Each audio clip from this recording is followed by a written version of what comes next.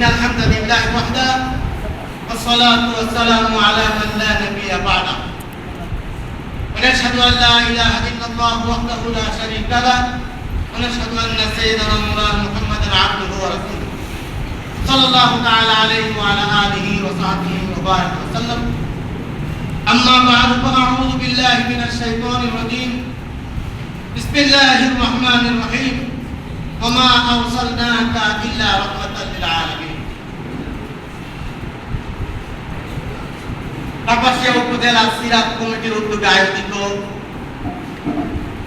সমাজ সংস্কারে মহানবী সাল্লাল্লাহু আলাইহি সাল্লামের ভূমিকা শীর্ষক সেমিনারের সম্মানিত সভাপতি, প্রধান অতিথি, বিশেষ অতিথিবৃন্দ, ইতিমধ্যে প্রবন্ধ উপস্থাপক জনাব ডক্টর আবু মাবরুর উপস্থাপন করে আমাদের কাছ থেকে বিদায় নিয়েছেন। সমবেত ভাইয়েরা, আল্লাহ রাব্বুল আলামিন দয়া করে মায়া করে এরকম একটা বৃহৎ পরিসরে আমাদেরকে আসার এবং বসার তৌফিক দান করেছেন, তার দরবারে শুকরিয়া আদায় করছি, আলহামদুলিল্লাহ। সিরাতুন নবী সাল্লাল্লাহু আলাইহি সাল্লাম, নবী সাল্লাল্লাহু আলাইহি সাল্লামকে আল্লাহ তাআলা পাঠিয়েছেন একজন উস্তাদ, এর সাথে পাঠিয়েছেন আল্লাহর কিতাব। শুধুমাত্র কিতাবেই যথেষ্ট নয়, ছাত্রদের শিক্ষা প্রসারে উস্তাদ দরকার। আর মহানবী সাল্লাল্লাহু আলাইহি সাল্লাম এমন একজন উস্তাদ যিনি শুধু থিওরি দেননি, বাস্তবে করে তারপরে দেখাইছেন। সালাত আদায় করা, সালাত প্রতিষ্ঠা করার কথা আল্লাহ তাআলা বলেছেন। মহানবী সাল্লাল্লাহু আলাইহি সাল্লাম সেই সালাতে কোথায় কোন দোয়া পড়তে হবে, কখন উঠতে হবে, বসতে হবে, কিভাবে রুকু সিজদা করতে হবে, পুরোটা করে এরপর ঘোষণা দিয়েছেন, সাল্লু কামা রাআইতুমুনি উসাল্লি, আমাকে যেভাবে সালাত আদায় করতে দেখেছো তোমরাও তাই করো। সম্মানিত দিনী ভাইয়েরা, এই প্রবন্ধে আজকে মহানবী সাল্লাল্লাহু আলাইহি সাল্লামের জীবনীটাকে সংক্ষিপ্ত করে উপস্থাপন করা হয়েছে। মহানবী সাল্লাল্লাহু আলাইহি সাল্লামের সিরাত ছাড়া আমাদের ইসলামী জীবন যাপন করা সম্ভব নয়। এইজন্য আমি আরো অন্যান্য সিরাত মাহফিলে বলেছি, আজকেও বলছি, একজন মুমিন, একজন মুসলমানের ঘরে কুরআন কারীম অর্থ সহ, তাফসীর সহ থাকবে, অর্থ সহ হাদিসের মুতাবার কিতাবগুলো থাকবে। 3 নাম্বার, সিরাতুন নবীর একটা পাণ্ডুলিপি প্রত্যেক মুমিন মুসলমানের ঘরে থাকা দরকার। কি মনে করেন?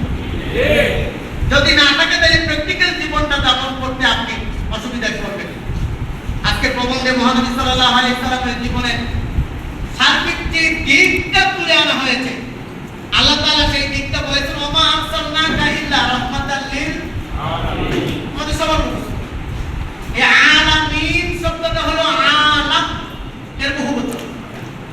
আলাম মানে জগৎ, আর এখানে বহুবচন আলামিন, আলামুন, বহুমাত্রিক জগতের খবর দেওয়া হয়েছে।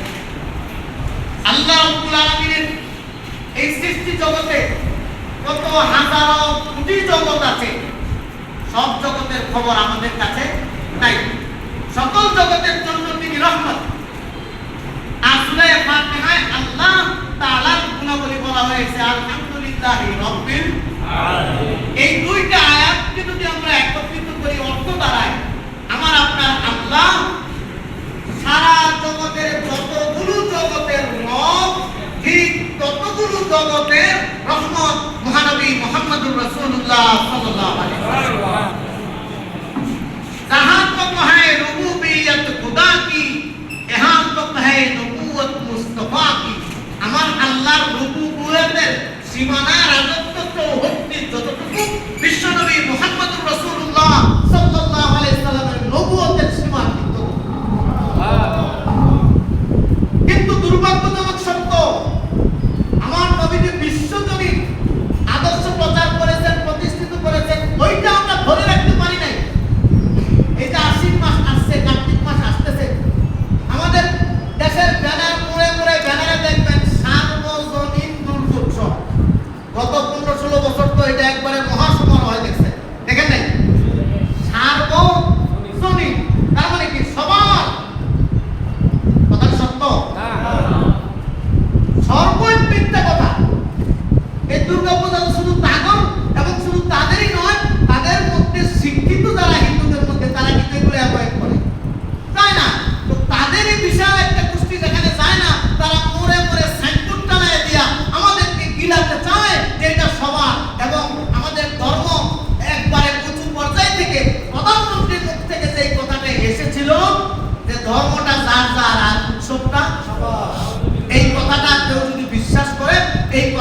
কেউ এক রাখে, তার আবার নতুন করে কালমা পরে মুসলমান হতে হবে। জাতিকে আমরা এতদিন সজাগ করেছি, এখনো আমাদের সেই কাজ। কারণ তামাম সৃষ্টি জগতের জন্য কথা যিনি বলেছেন তিনি একমাত্র মুহাম্মদুর রাসূলুল্লাহ সাল্লাল্লাহু আলাইহি সাল্লাম। অথচ আজকে আমার দেশের কিছু জ্ঞান পাপী, কিছু মূর্খ, কিছু অশিক্ষিত নাস্তিক আমাদের এই আলোচনাকে সাম্প্রদায়িক রূপ দিতে চায়। ঠিক কিনা বলে? কিন্তু সাম্প্রদায়িক নয়, কেমন সার্বজনীন? পৃথিবীতে এমন আরেকজন নেতা, এমন আরেকজন বিশ্ব নেতা খুঁজে পাবেন না যিনি প্রাণী জগতের জন্য পর্যন্ত কথা বলে গেছেন। আমার প্রিয় নবী মুহাম্মদুর রাসূলুল্লাহ সাল্লাল্লাহু আলাইহি ওয়াসাল্লাম বলেছেন, তুমি খাবার যে খাবা, মাছের কাঁটাটা, গোশতের হাড্ডিটা, আমের খোসাটা, কলার ছালটা পানির মধ্যে ফেলে দিও না। দস্তরখান বিছিয়ে খাওয়াতে শুনলো এই জন্য, এখানে এটা আলাদা করে রাখো। শুকনো অবস্থায় তোমার বাড়ির বিড়াল কুকুরকে কাঁটার হাড্ডিগুলো দিবা, তোমার বাড়ির গরু, মহিষ, বকরি, ছাগল, ভেড়া, দুম্বা, উট এগুলোকে ওই ফলের খোসাগুলো, ফলের ছালগুলো শুকনো অবস্থায় দিবা। চিন্তাটা খেয়াল করেন। আমার আপনাকে তুমি কই মাছটা খুব ভালো করে আমাদের গাজীপুরের ভাষায় যেটা পেঁয়াজি বলে, খুব বেশি ঝোলও না, আবার পুরো শুকনো ভাজি নয়, মাঝামাঝি পেঁয়াজ দিয়ে পাক করলে দেশি কই মাছটা ভালো স্বাদ হয়। এটা আপনার প্লেটে দেওয়ার আগে আপনার বাড়ির মানুষটা যদি এটা একটু পানিতে চুবান দিয়ে ধুয়ে আপনার প্লেটে দেয়, মিজাজটা শক্ত হবে না গরম হবে? আরে কল্লিটা কি এত স্বাদের জিনিস? আমার আপনার প্রিয় নবী সাল্লাল্লাহু আলাইহি সাল্লাম চিন্তা করেছেন, মানুষের মুখে যেমন জিহ্বা আছে, স্বাদ নেওয়ার অধিকার আছে, এটা বিস্বাদ হলে তার যেমন মন খারাপ হয়, সে অধিকার বঞ্চিত হওয়ার কারণে যেন ফুঁসে উঠে, তোমার ঘরের অবলা সরলা গৃহপালিত প্রাণীগুলো তার একটা জিহ্বা আছে, তার স্বাদ নেওয়ার অধিকার আছে। ওই মাছের কাঁটা, গোশতের হাড্ডিটা আর ফলের খোসাটা পানিতে চুবিয়ে দিলে তার মুখে স্বাদ লাগবে না, সুতরাং শুকনো অবস্থায় তাকে দিবে। তামাম পৃথিবীর যত সংস্কারক, তামাম পৃথিবীর যত নেতা, আপনি কারোর জীবনে এরকম প্রাণী জগতের জন্য কথা বলেছে, গাছের জন্য কথা বলে, সবুজ সমারোহ তৈরির জন্য কি সুন্দর কথা বলেছেন, গাছের একটা পাতাও ছিল না। প্রয়োজনে মূল শব্দ উপরে তুমি কাজে লাগাবা, গাছ লাগাবা। এমন একটা বর্ণনা পাওয়া যায় যে তোমার হাতে গাছের চারা আর ইসরাফিলের দিকে সিংহের ফুটটা দিয়ে দিবে এই অবস্থা। তুমি মনে করতে পারো যে আর লাগায় রাত্রি দুধি এত কেমন করে দিচ্ছে না, তখনও তুমি গাছের চারাটা লাগায় পৃথিবীটাকে শান্তির আবাস, যোগ্য ভূমি বানানোর জন্য এই কথাগুলো মহানবী সাল্লাল্লাহু আলাইহি সাল্লাম সকলের জন্য, সার্বজনীন সবার জন্য রাহমাতুল লিল আলামিন হয়েছে। কিন্তু যেটা বললাম, আমরা এটা খুব খুলে এখনো বলতে পারি না।